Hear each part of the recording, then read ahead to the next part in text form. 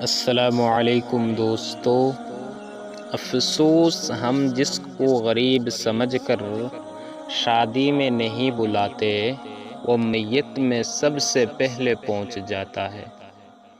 جب انسان اپنی حیثیت سے زیادہ سوچنے لگتا ہے تو زندگی مشکل ہو جاتی ہے۔ سکھ انسان کے گھمنڈ کا امتحان لیتا ہے اور دکھ انسان کے صبر کا امتحان لیتا ہے۔ انسان تین چیزوں سے محروم رہے گا۔ نمبر 1، غصے والا صحیح فیصلے سے۔ نمبر 2، جھوٹا عزت سے۔ اور نمبر 3، جلد باز کامیابی سے۔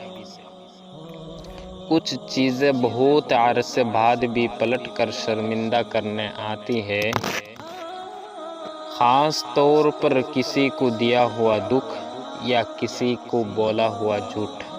السلام علیکم۔